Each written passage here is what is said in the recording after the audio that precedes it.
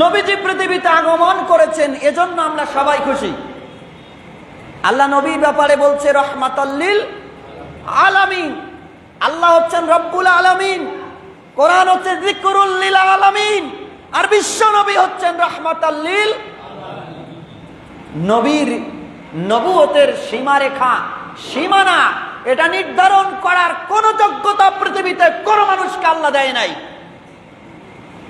আল্লাহর সৃষ্টি জগৎ যতদূর, আল্লাহর সৃষ্টি জগৎ যতদূর, সীমা যতদূর, বিশ্ব নবীজির নবুয়তের সীমা ততদূর। আল্লাহ বলছেন রাহমাতাল লিল আলামিন। আল্লাহ বলছে আমি হলাম রব্বুল আলামিন, আর নবীকে করে পাঠালাম রাহমাতাল লিল। আপনি কেমনে সীমারেখা নির্ধারণ করবেন নবীজির? নবীজির শান মানের সীমারেখা সীমাবদ্ধ করা, এটা কোন প্রকৃত মুসলমানের বৈশিষ্ট্য হতে পারে না। আজ আমাদের সমাজের কিছু ফতুয়াবাজি মৌলবীরা দিন রাতেই ফতুয়া দিয়ে যাচ্ছে শুধুমাত্র নবীর সম্মান ছোট করার জন্য। আছে না নাই? দেখবেন যত ফতুয়া, এইভাবে দৌলত পড়া যায় না, এইভাবে নবীকে সম্মান দেখা যায় না, এভাবে মিলাদ পড়া যায় না, ইত্যাদি ইত্যাদি বলে আল্লাহ নবীকে শুধু ছোটখাটো করতেছে প্রতিটা নিয়তই।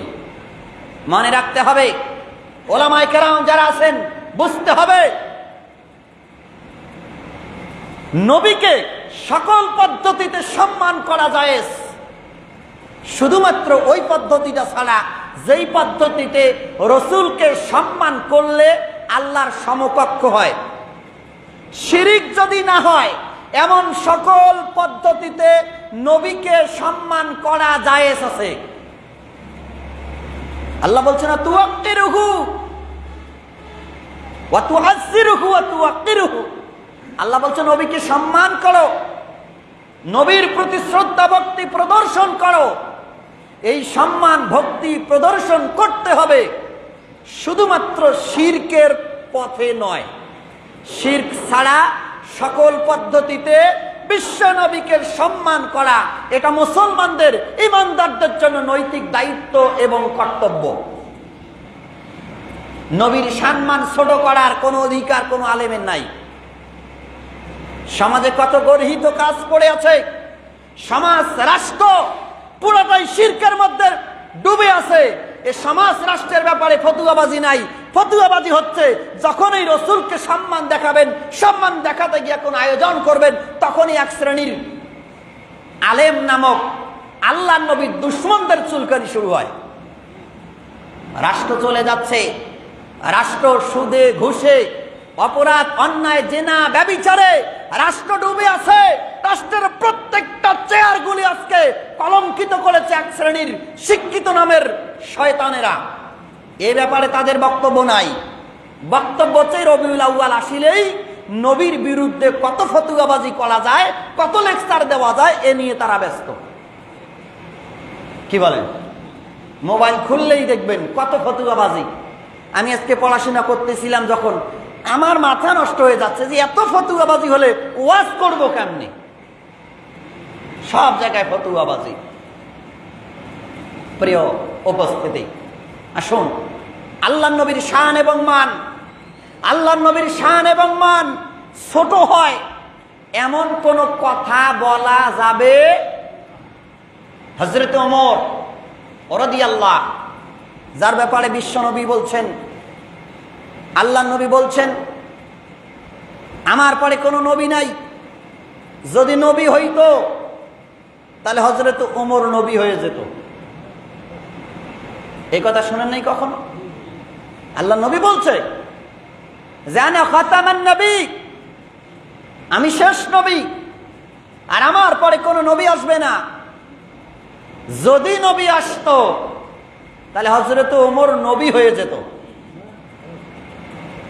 হযরত ওমর ছিলেন রাসূলের চেয়ে লম্বা একটু বেশি, কিন্তু হযরত ওমর যখন বিশ্ব নবীর পাশে দাঁড়াতেন, আল্লাহ তাআলা নবীর সম্মান রক্ষা করতে গিয়া হযরত ওমরকে নবীর চেয়ে খাটো বানায় দিতেন। আপনি কেমনে মাপবেন রাসূলের ভালোবাসা? আপনি কেমনে মাপবেন রাসূলের সম্মান? কেমনে বোঝাবেন রাসূলের শান এবং মান? আপনি প্রতিনিয়তই রসুল বিদ্বেষী, রসুলকে ছোটখাটো করা ইত্যাদি ইত্যাদি বলেই আপনি ক্ষান্ত হচ্ছেন। আপনি এভাবেই শুধু ফতুয়াবাজি করতেছেন। এটি অত্যন্ত পরিতাপ এবং দুঃখের বিষয়। নবী, আল্লাহর নবী, বিশ্ব নবীর ব্যাপারে আল্লাহ তাআলা বক্তব্য দিয়েছেন, আমার নবী হচ্ছেন পৃথিবীতে সর্বশ্রেষ্ঠ চরিত্রের অধিকারী। আজকে এত ফতুয়াবাজি শুরু হয়েছে। ঈদে মিলাদুন নবী, ঈদ মানে খুশি, মিলাদ মানে জন্ম, নবী মানে নবী, নবীর জন্মে খুশি। তো নবীর জন্মে তো সবাই খুশি, আমরা খুশি, কুল কায়নাত খুশি, বনের হরিণে খুশি, বাঘে খুশি, আরশ কুরসি লৌহ কলম আল্লাহর ফেরেশতা পর্যন্ত খুশি। তাহলে এটা কেমনে হারাম হয়? এটা কেমনে নাজায়েজ হয়? এটা কেমনে কবিরা গুনাহ হয়? আপনি পদ্ধতিগত দিক থেকে আপনি ফতুয়াবাজি করতে পারেন, কিন্তু সরাসরি রাসূলুল্লাহর মিলাদ সম্পর্কে, রাসূলুল্লাহর মিলাদের বিরুদ্ধে ফতুয়াবাজি করার কোনো অধিকার কোনো উলামায়ে কেরামের নাই। মিলাদকে অস্বীকার করা মানেই নবীকে অস্বীকার করা। মিলাদ মানে জন্ম। আপনি জন্মই যদি না পান তাহলে সিরাত পাবেন কোথায়? সম্মানিত প্রিয় উপস্থিতি, আল্লাহর নবী জামানায় আনুষ্ঠানিকভাবে মিলাদুন নবী পালন হয় নাই, কিন্তু 600 আল্লাহর নবীর ইন্তেকালের পর 104 হিজরিতে আল্লাহর নবী ইন্তেকালের পর ঈদে মিলাদুন নবী শুরু হয়েছে। সিরিয়ার রাষ্ট্রপ্রধান কর্তৃক ঈদে মিলাদুন নবীর আনুষ্ঠানিকভাবে তিনি সূচনা করেছেন। পদ্ধতিগত দিক কোরআন সুন্নাহর বিদ্বেষী হলে আমরা তার বিরুদ্ধে বলতে পারি, কিন্তু মিলাদুন নবীর বিরুদ্ধে সরাসরি ফতুয়াবাজি করার কোনো সুযোগ নাই। আসুন আমরা আলোচনা শুনি আল্লাহ পাক নবীর ব্যাপারে কি বক্তব্য দিয়েছেন। আর নবীজির জন্ম পৃথিবীতে হয়েছে সব নবীর শেষে, কিন্তু নবীজির জন্ম আল্লাহ তাআলা নবীজিকে বানিয়েছেন সবার আগে।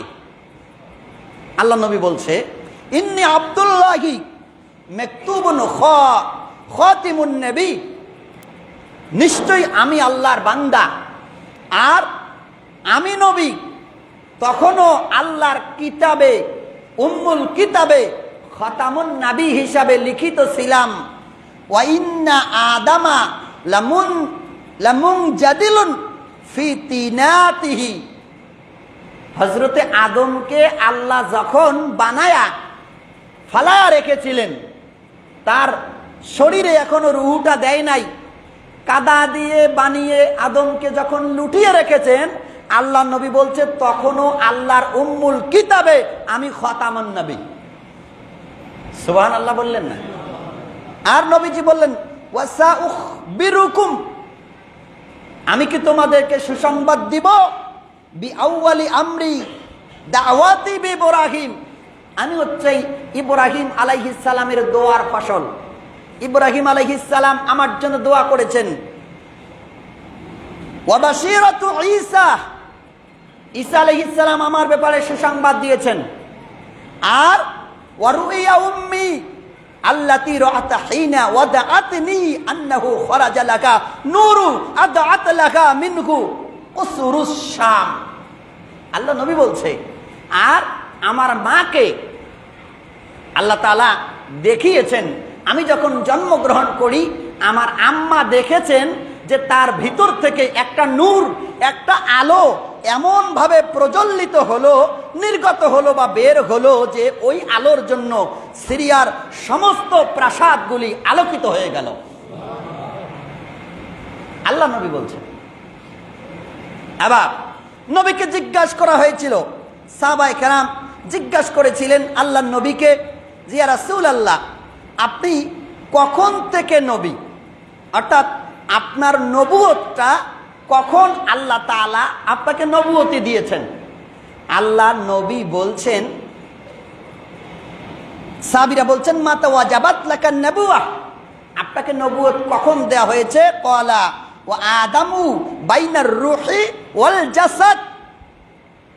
আল্লাহ নবী বলেন, আদম যখন দেহ এবং রূহের মধ্যে ছিল, আল্লাহ তাআলা আমাকে তখনই নবুয়তি দিয়েছে।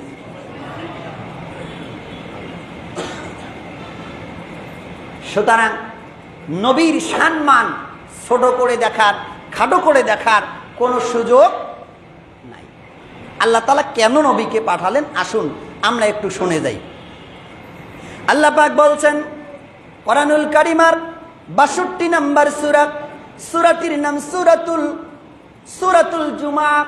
আল্লাহ পাক বলেন, হুয়াল্লাযী বাআসা ফিল উম্মিয়িনা রাসূলাম মিনহুম ইয়াতলু আলাইহিম আয়াতিহি ওয়া ইউযাক্কিহিম ওয়া ইউআল্লিমুহুমুল কিতাবা ওয়াল হিকমা।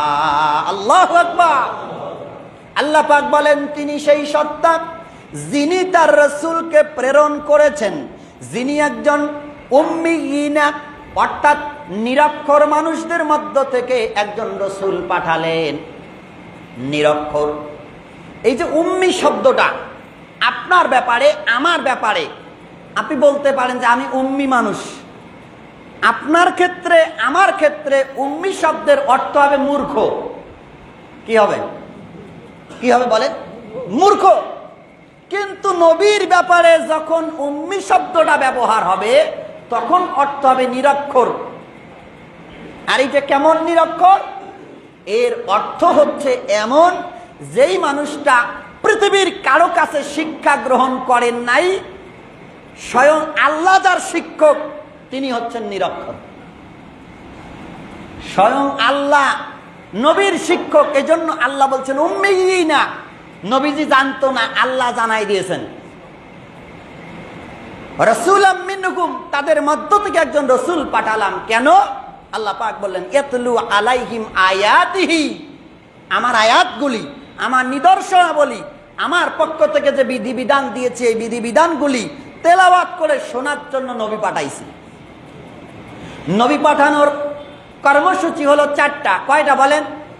পৃথিবীতে নবী পাঠানোর কর্মসূচি হলো 4টা। 1 নাম্বার হলো আল্লাহর আয়াত সমূহ তেলাওয়াত করে শোনানো। 2 নাম্বার হলো ওয়ায়ুসাক্কিহিম, আল্লাহ বলেন তাদেরকে পবিত্র করার জন্য আমি আল্লাহ তাআলা নবী পাঠালাম। ওয়ায়ুআল্লিমুহুমুল কিতাবা, আর নবী এই কারণেই পাঠালাম যাতে করে আমার নবী পৃথিবীতে গিয়া ওই যে মানুষগুলিকে, যারা ছিল অপবিত্র, যারা ছিল মূর্খ, ওই মানুষগুলিকে আল্লাহর পক্ষ থেকে যে কিতাব নাজিল করলাম, এই কিতাবটা যাতে ওদেরকে শিক্ষা দিতে পারে, এজন্য নবী পাঠালাম। আর 4 নাম্বার কর্মসূচি হলো আল্লাহ পাক বললেন ওয়াল হিকমা, আমি আল্লাহ নবী পাঠালাম যাতে করে আমার নবী পৃথিবীতে গিয়া ওই মানুষগুলিকে জ্ঞান দান করতে পারে। এই 4টা কর্মসূচি দিয়া আল্লাহ নবীকে পৃথিবীতে পাঠালেন। এবার আসুন দেখি আমাদের যে জ্ঞান, আমাদের যে শিক্ষা, আমাদের এই জ্ঞানগুলি 3 ভাবে কাজ করে। কয় ভাবে জ্ঞান কাজ করে? কয় ভাবে? একটা হচ্ছে 1 নাম্বার হলো পঞ্চ ইন্দ্রিয়ের সাহায্যে আমরা উপলব্ধি করি। পঞ্চ ইন্দ্রিয়, 5টা ইন্দ্রিয় আছে মানুষের, চোখ, কান, নাক, ত্বক, 5টা ইন্দ্রিয়। এই 5টা ইন্দ্রিয়র সাহায্যে মানুষ তার জ্ঞান উপলব্ধি করতে পারে।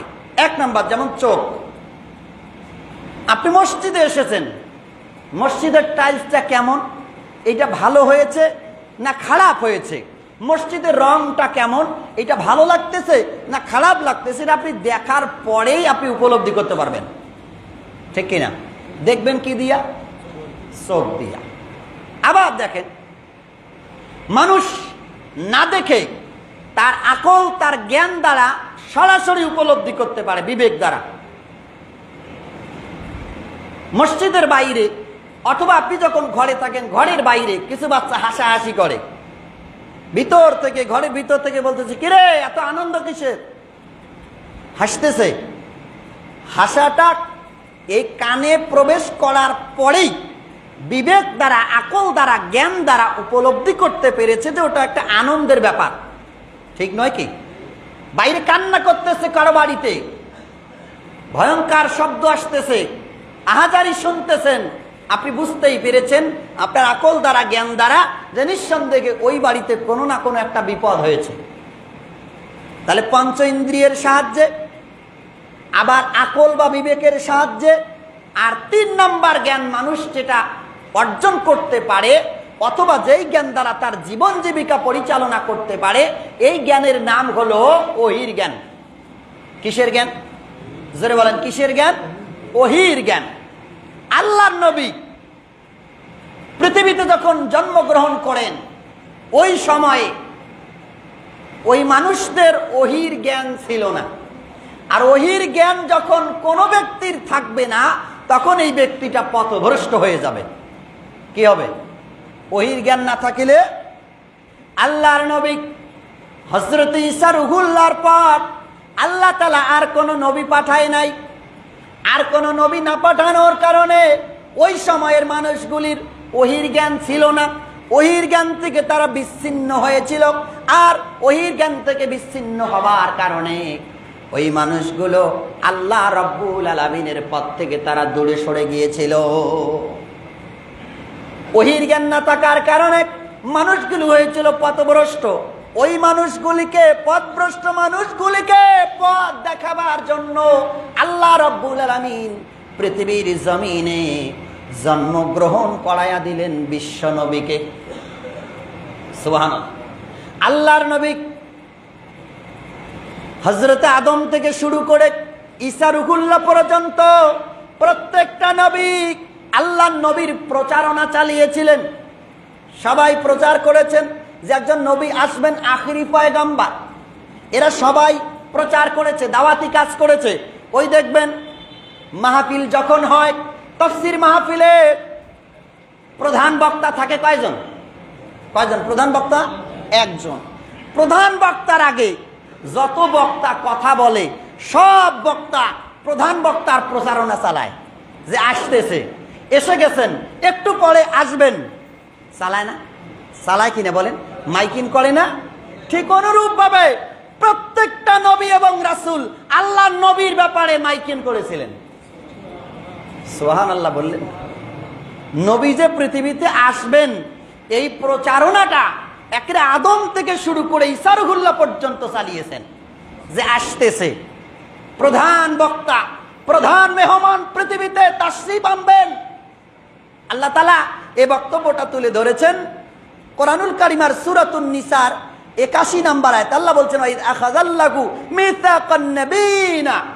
আল্লাহ বলেন, আমি যখন নবীদের কাছ থেকে অঙ্গীকার নিলাম, এটা পৃথিবীর কথা বলতেছে না, রূহের জগতে। রূহের জগতে আদমকে যখন আল্লাহ বানায় নাই, ওই রূহের জগতে আল্লাহ তাআলা নবীগণের থেকে অঙ্গীকার নিচ্ছেন, ওয়াদা নিচ্ছেন যে তোমাকে নবুয়তি দিব, তবে শর্ত হলো তোমার নবুয়তি চলাকালীন সময়ে আমার আখিরি পয়গম্বর যদি আগমন করেন, বিশ্বনবী মুহাম্মদুর রাসূলুল্লাহ সাল্লাল্লাহু আলাইহি ওয়াসাল্লাম যদি আগমন করেন, তাহলে তোমার নবুয়তি শেষ, তোমার আর নবীগিরি চলবে। তোমার নবুয়তি শেষ হয়ে তুমি আমার নবীর প্রতি ঈমান এনে তার উম্মত হয়ে তাকে সহযোগিতা করবা। আল্লাহ তাআলা এই বক্তব্য দিচ্ছেন আলমে আরওয়াহ তথা রূহের জগতে, যে নবুয়তি দিব, তবে শর্ত হলো অঙ্গীকার করতে হবে আমার নবী যদি ওই সময় আগমন করে তোমার সময়ে, তাহলে তোমার নবুয়তি বন্ধ করে আমার নবীর নবুয়ত গ্রহণ করতে হবে। আল্লাহ বলছে তোমরা রাজি? সব নবীরা বলছে জি রাজি। তাহলে দেখেন তো, আল্লাহ তাআলা নবী আসে নাই পৃথিবীতে, তার আগে রূহের জগতে নবী যে জন্মগ্রহণ করবে পৃথিবীতে, এই আলোচনা আল্লাহ নিজে রূহের জগতে করছে। এই ওয়াদা যখন তারা মেনে নিছে, আল্লাহ বলছে তাহলে এখন তোমাদেরকে নবুয়তি দিলাম। শুধু কি তাই? শুধু কি তাই? বিশ্বনবী পৃথিবীতে জন্মগ্রহণ করলে আল্লাহ তাআলা কোরআনুল কারীমের সূরাতুল আহজাবের 56 নম্বর আয়াতে বলছেন, ইন্নাল্লাহা ওয়া মালাইকাতাহু ইউসাল্লুনা আলান নবী। নিশ্চয়ই আল্লাহ এবং তার ফেরেশতারা নবীর উপরে দরুদ পড়ে। সুবহানাল্লাহ বললেন। আল্লাহ কোনো কাজ করে না, আল্লাহ ভাত খায় না, ঘুমায় না, কিন্তু আল্লাহ এখানে বললেন আমি আল্লাহ একটা কাজ করি, সেটা কি? নবীর প্রতি দরুদ পড়ি। চিন্তা করছেন যে আমার ফেরেশতারা সহ নবীর প্রতি, ইয়া আইয়ুহাল্লাযীনা আমানু, হে ঈমানদারেরা, সাল্লু, আমার নবীকে তোমরা সালাম দাও। সুবহানাল্লাহ বলেন। আমার নবীর প্রতি দরুদ পড়ো, আলাইহি, তার প্রতি, সাল্লিমু তাসলিমা, যেভাবে পড়া যায় মনোযোগ দিয়ে বিনয়ের সঙ্গে সম্মানের সাথে নবীকে দরুদ পড়ো, নবীর প্রতি সালাম দাও। এখন নবীর প্রতি দরুদ পড়া, নবীকে সালাম দেওয়া কোরআনে আছে, হাদিসে আছে। আপনি যদি ফতুয়াবাজি করেন না নবীর প্রতি দরুদ পড়া যাবে না, নবীর প্রতি সালাম দিলে শিরিক হবে, কবিরা গুনাহ হবে, তাহলে আপনার মুসলমানিত্বই থাকবে না।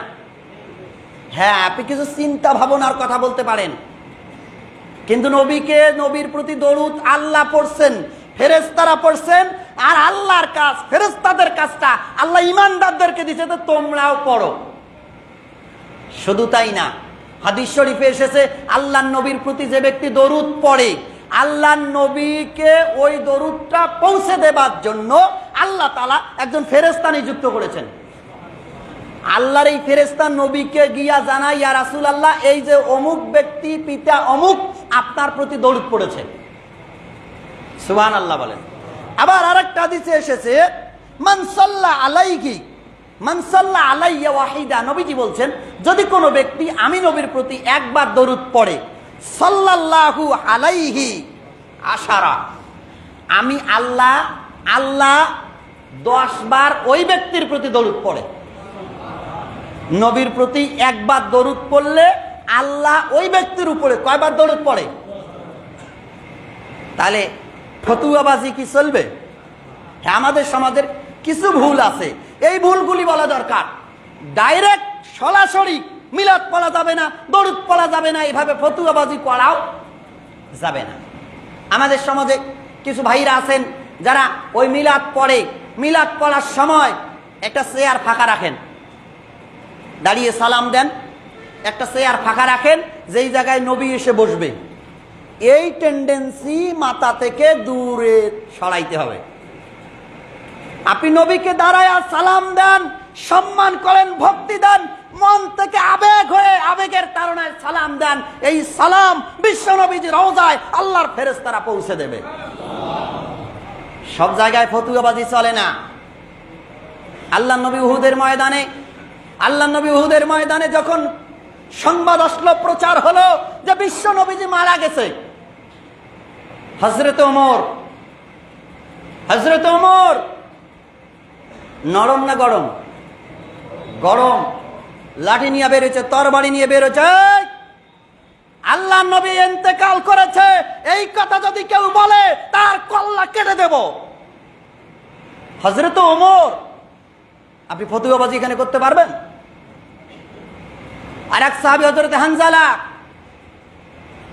হানজালার সেদিন ছিল বাসর রাত। তিনি বাসর রাতে স্ত্রীর বাসর ঘরেই তিনি শুনতে পেয়েছেন যে আল্লাহর নবী উহুদের ময়দানে শহীদ হয়েছেন, শরীরটা নাপাক। হযরত হানজালা ওই অবস্থায় ছুটে চলেছে, দৌড়ায় গিয়েছে বিশ্ব নবীজির কাছে, চোখের পানি ছাড়তে ছাড়তে নবীজির কাছে হাজির, উহুদের জমিনে গিয়ে হাজির। যাচ্ছেন, গিয়ে যুদ্ধ করলেন কাফেরদের সঙ্গে, এক পর্যায়ে তিনি শহীদ হয়ে গেলেন। শহীদ হবার পরে আল্লাহর নবী যখন সমস্ত শহীদের লাশগুলিকে একত্র করলেন, হানজালার বাড়ির থেকে সংবাদ আসলেন, ইয়া রাসূলুল্লাহ, তার স্ত্রী সংবাদ পাঠিয়েছে হযরত হানজালাকে যেন গোসল করায়া তারপর দাফন কাফন করা হয়। শহীদদের কিন্তু গোসল করার দরকার, কিন্তু তিনি তো নাপাক ছিলেন। আল্লাহর নবীকে সংবাদ দেয়া হলো, আল্লাহর নবী হযরত হানজালার লাশ খুঁজতেছেন, কিন্তু দেখতেছেন নাই। কিছুক্ষণ পর হানজালার লাশ হাজির। আল্লাহ ফেরেশতা পাঠিয়ে দিয়েছেন আল্লাহর ফেরেশতা এসে নবীকে সংবাদ দিলেন, ইয়া রাসূলুল্লাহ, হানজালার গোসল করাইতে হবে না, আমার আল্লাহ তাআলা হানজালাকে আরশ আজিমে নিয়া আল্লাহ তাআলা ফেরেশতাদেরকে দিয়ে গোসল করায় দিয়েছেন। কি ফতোয়াবাজি করবেন? এখনকার মোল্লারা ফতোয়াবাজি করবে নাপাক শরীরে জিহাদে যাওয়া যাবে না। কি নবীর প্রেম, নবীর ভালোবাসা, আল্লাহ তাআলা এত খুশি হয়েছে, গোসল করার সময় নাই, গোসল করতে গেলে নবীজিকে কেমনে দেখব, ছুটে চলেছে। আল্লাহ তাআলা বিনিময়ে আরশে আজিমে উঠায়া ফেরেশতাদেরকে দিয়া গোসল করায়া পাঠায়া দিয়েছে। আল্লাহ নবী হানজালার লাশটা দেখে, আল্লাহ নবী দেখতেছেন হানজালাকে যে গোসল করানো হয়েছে, এখনো হানজালার চুল দাড়ি দিয়ে এখনো পানি টপকায় পড়তেছে। সব জায়গায় ফতোয়াবাজি চলবে না। নবী প্রেমিক যারা, আশেক যারা, আশেকদের বিরুদ্ধে ফতোয়াবাজি করা যাবে না যদি আশেকেরা শিরকে লিপ্ত না হয়। শিরক ছাড়া সকল পদ্ধতিতে, সকল পন্থায় আল্লাহর নবীকে সম্মান করা জায়েজ এবং বৈধ। দাঁড়ায় মিলাদ পড়ি, সালাম দেই, কত লোকের কত ফতোয়াবাজি, এগুলো করা যাবে না। যে কথা বলছিলাম, আল্লাহ নবী জন্মগ্রহণ করেন নাই তার আগে আল্লাহ নবীর দাদার নাম কি জানেন? হ্যাঁ, আব্দুল মুত্তালিব। মুসলমান জানি না। এই জীবনী পড়ে যুবকেরা সাকিব খানের নাকি, এরা যুবকী, এরা জীবনী পড়ে ওই যে বুবলির, এরা জীবনী পড়ে নায়ক মান্নার। আর বিশ্ব নবীজির জীবনী যদি কেউ না পড়ে মুসলমান কেমনে হবে?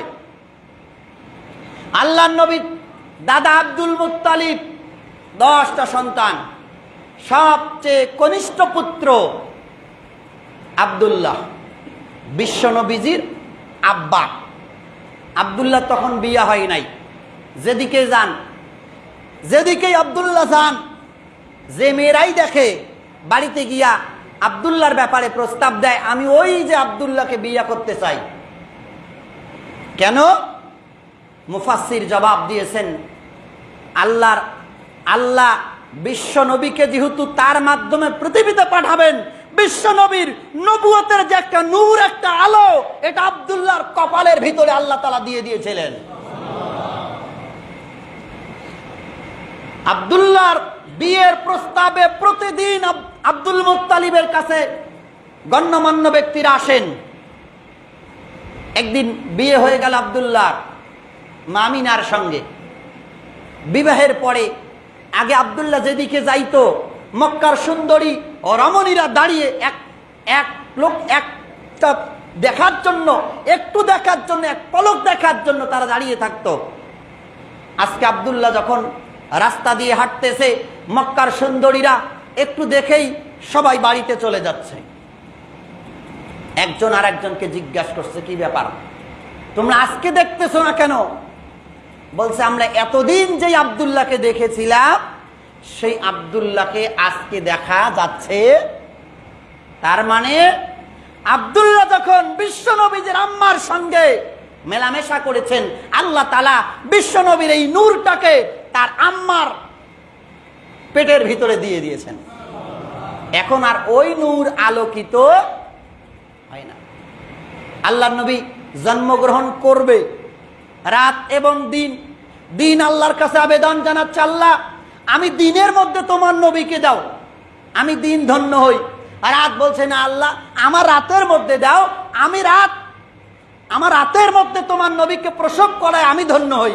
আল্লাহ দুজনারই আবেদন মঞ্জুর করলেন, কাউকে বঞ্চিত করলেন না। রাত যখন শেষ, দিন যখন শুরু, রাতের শেষ দিনের শুরু, এর মাঝামাঝি সময় আল্লাহ তাআলা বিশ্ব নবীজিকে পৃথিবীতে আনিয়েছেন। বিশ্ব নবীজির সম্মান, আল্লাহ নবী জন্মগ্রহণ করলেন। এই জন্মের সংবাদ সুয়াইবা নামক একজন দাসী, আবুল আহাব আল্লাহ নবীর কি হয় জানেন না? আবুল আহাব নবীজির কি হয়? চাচা। আসলে আমাদের ভাষায় বলা যায় জ্যাঠা, বাবার বড় জ্যাঠা, যাই হোক চাচাও বলা যায়, সমস্যা নাই। আবুল আহাবকে সুয়াইবা নামক দাসীটা এসে সংবাদ দিলেন, মালিক, হে আমার মনিব, আপনার ভাই আব্দুল্লাহর গৃহে একটা ফুটফুটে জান্নাতি চেহারার একটা সন্তান জন্মগ্রহণ করেছে। এই সংবাদ দেবার সাথে সাথে আবুল আহাব এই আঙ্গুলের ইশারায় বললেন, সুয়াইবা, এই সকাল সকাল এত সুন্দর একটা সংবাদ দিয়েছ, আমার ভাতিজার জন্মের সংবাদ, তোমাকে মুক্ত করে দিলাম। নবীর জন্মের কথা শুনে আবুল আহাব খুশি না বেজার? হ্যাঁ, খুশি। আপনি, আমি, আমরা, কুল কায়নাত। বেজার কে? ইবলিস। বেজার কে? ইবলিস। ওই ইবলিস দাড়ি আজও কিছু মানুষ আছে, গত জুমায় বলছিলাম, ওইদিকে যাব না। যে কথা বোঝাতে চাচ্ছি, সুয়াইবাকে হাতের আঙ্গুলের ইশারায় মুক্ত করে দিলেন, যাও, এত সুন্দর সংবাদ দেবার জন্য তোমাকে মুক্ত করে দিলাম। আবুল আহাব যখন ইন্তেকাল করলেন, আবুল আহাবের বিরুদ্ধে আল্লাহ কোরআনে একটা সূরা নাজিল করছে, জানেন? সূরাতুল লাহাব, তাব্বাত ইয়াদা আবি লাহাব। পড়েন নাই বোধহয় নাকি? হযরত আব্বাস রাদিয়াল্লাহু তাআলা আনহু স্বপ্নে দেখছেন আবুল আহাব কবরের ভিতরে খুব কষ্টে আছে। হযরত আব্বাস জিজ্ঞাসা করছেন, আবুল আহাব, ভাই আমার, তুমি যে মরে গেলে আল্লাহ তোমার সঙ্গে কেমন আচরণ করতেছেন? আবুল আহাব জবাব দিয়েছে, ভাই, খুব কষ্টে আছি, খুব কষ্টে আছি, তবে প্রতি সোমবার, আল্লাহ নবী জন্মগ্রহণ করেছেন কিবার? সোমবার।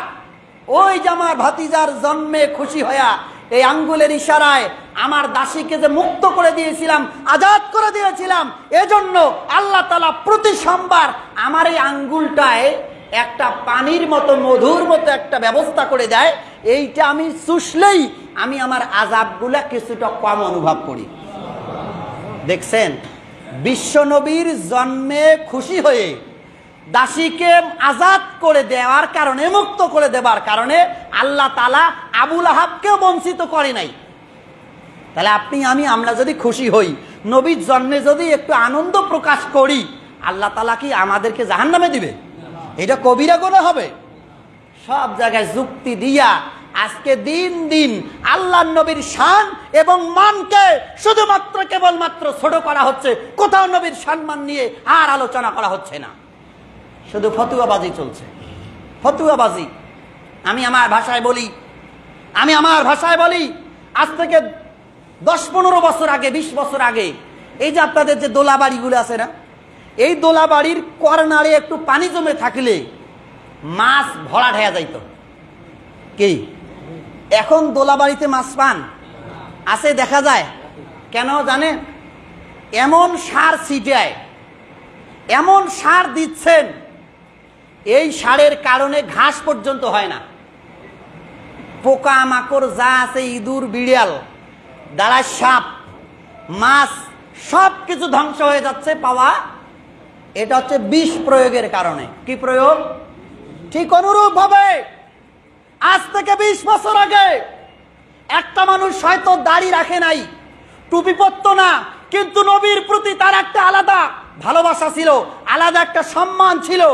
এক শ্রেণীর ওই জাতীয় কীটনাশকের মতো ওলামায়ে কেরামেরা এই যে নবী প্রেমটাকে মানুষের অন্তর থেকে দিন দিন মুছে দিচ্ছে। নবীর ভালোবাসা ছাড়া, নবীর মোহাব্বত ছাড়া আল্লাহর জান্নাতে যাওয়া সম্ভব? অতএব ফতুয়াবাজি সব জায়গায় চলবে না। ফতুয়াবাজি পরিহার করুন, ফতুয়াবাজি বাদ দিন।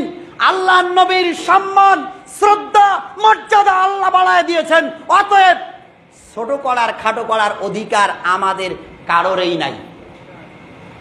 তাহলে নবী জন্মগ্রহণ করলেন, ওই সময়টা ছিল আয়ামে জাহিলিয়াত, মানুষেরা ছিল ওহির জ্ঞান থেকে বিচ্ছিন্ন। আমি কিন্তু ওই দিকে ছিলাম। ওহির জ্ঞান থেকে বিচ্ছিন্ন থাকার কারণে তাদের অবস্থা কেমন ছিল? উটে পানি খাইতে গেছে, একজন আর উট আগে খাইছে, এরটা পরে খাইছে, কেন আমারটা পরে খাইলো, এইটা নিয়ে মায়ের শুরু হইতো। 50 বছর চলতো ওই মায়ের। কত বছর? 50 বছর। কথায় কথায় মায়ের হইতো, কথায় কথায় মানুষ মেরে ফেলতো, যুদ্ধ লাগতো। এত বর্বর ছিল মানুষগুলা। মেয়ে সন্তান জন্মগ্রহণ করলে জীবন্ত পুঁতে রাখতো। আল্লাহ নবীর কাছে দাহিয়াতুল কলবি নামক একজন ব্যক্তি আসলেন। আল্লাহ নবীকে এসে বললেন, ইয়া রাসূল আল্লাহ, আমি অনেক গুনাহ করেছি, আমি যদি কালিমা পড়ি, মুসলমান হই, আমার গুনাহ মাফ হবে? নবী বললেন, হ্যাঁ হবে। কালিমা পড়ো। হাতটা বাড়ায় দিলেন, আবার হাতটা ছিনায় নিলেন, পিছায় নিলেন। আল্লাহ নবী জিজ্ঞাসা করলেন, আল্লাহর বান্দা কি ব্যাপার, হাতটা বাড়ায় দিলে আবার পিছায় নিচ্ছ কেন? বলছে, হুজুর, আমি এমন পাপ করেছি, আমার এই পাপ আল্লাহ মাফ করবে আমার মনে হয় না। নবীজি বললেন, বলো তো কি করছে? বলছেন, হুজুর, চোখের পানি ছেড়ে দিয়া আমি যখন ব্যবসার উদ্দেশ্যে যাচ্ছিলাম, আমার স্ত্রীর গর্ভে একটা সন্তান ছিল। আমি যাবার সময় আমার স্ত্রীকে বলে গিয়েছি, যদি মেয়ে হয় তাহলে মেরে ফেলবা, ছেলে হইলে রেখে দিবা। ব্যবসা করতে গিয়া আমার আসতে অনেক দেরি হয়ে গেল। বাড়িতে যখন আসলাম, এসে দেখলাম আমার ঘরে আমাকে খাবার এনে দিচ্ছে একটা মেয়ে, খুবই সুন্দরী, খুবই চমৎকার। এত আচরণ তার ভালো যে সে যখন আমাকে খেতে দেয়, আমাকে ডাকে, আমার সঙ্গে কথা বলে, প্রাণটা জুড়ায় যায়। স্ত্রীকে জিজ্ঞাসা করলাম, কে? স্ত্রী বললো যে এটা আমার বোনের মেয়ে। এজন্য আর কিছু বললাম না, ব্যাস আসিফ মেয়েটা আমার বাড়িতে। তার আচরণে খুবই মুগ্ধ হলাম। স্ত্রীর সঙ্গে বিছানায় ঘুমাতে গিয়ে অনেক আনন্দের কথা বলে, আলোচনা করে না? আনন্দের কথা বলতে গিয়ে স্ত্রীকে বললাম, স্ত্রী রে, আমার বাড়িতে যে মেয়েটা এসেছে তোমার বোনের মেয়ে, এই মেয়েটা এত ভালো, এটা যদি আমার মেয়ে হইতো তাহলে মনে হয় ঘরটা আরো আলোকিত হইতো। তখন আমার স্ত্রী আবেগের তাড়নায় আমাকে বললেন যে, স্বামী, এইটাই আমার ওই সন্তানটা, তোমার কারণে তুমি বলছো মেরে ফেলবে, এজন্য তোমার ভয়ে আমি লুকায় রেখেছি পরিচয়। মনের কথা মনে রেখে সন্তানকে নিয়ে বের হলাম ব্যবসার উদ্দেশ্যে। বাড়িতে বললাম, মেয়েকে নিয়ে গেলাম। যাচ্ছে মেয়েটা, ছোট্ট মেয়ে, পিছন থেকে বলছে, আমাকে কোথায় নিয়ে যাচ্ছেন? বলছে, চলো তোমাকে আজকে পুতায় রাখবো। ছোট্ট মেয়ে বুঝে নাই, আবার যাচ্ছে আমার পিছনে। যাইতে যাইতে আমি একটা জঙ্গলের কাছে গেলাম। সেখানে গিয়া একটা গর্ত করতেছি। আমার এই মেয়েটা তার জামাটা দিয়া, তার গায়ের জামাটা দিয়ে আমি যে ঘেমে যাচ্ছি, আমার ঘামগুলো সে মুছে দিচ্ছিল। তখনও সে বুঝে নাই আমি তাকে মেরে ফেলবো। আমি যখন কবরটা খুললাম, গর্তটা খুললাম, খোলার পরে মেয়েটাকে ডাকলাম, আসো দেখো। মেয়েটা যখন দেখতেছিল, আমি তাকে একটা পিছন থেকে ধাক্কা দিয়ে ওই গর্তে ফেলায় দিলাম। মেয়েটা কবরে ওই গর্তে পড়ে চিৎকার করতেছে, আব্বা, আমাকে এখানে রেখে যাইয়েন না, আমাকে নিয়ে যান। কিন্তু আমার কোনো দয়া হলো না। আমি আমার মেয়েটাকে, আমি যে কোদালটা দিয়ে খুঁড়েছিলাম, এটা দিয়ে আঘাত করতেছি, কিন্তু মেয়েটা যখন মরতেছে না, পাশেই দেখলাম একটা পাথর। ওই পাথরটা এনে আমার মেয়েটার মাথায় যখন দিলাম, মেয়েটা আব্বা করে চিৎকার করলো। আর মেয়েটার মাথাটা ফেটে গিয়ে ওই রক্তটা আমার চোখে মুখে লাগলো। আমি যখনই যাই, যেদিকেই যাই, শুধুমাত্র প্রত্যেকটা মুহূর্তে আমার মেয়েটার কান্নাটা আমার কানে ভাসে।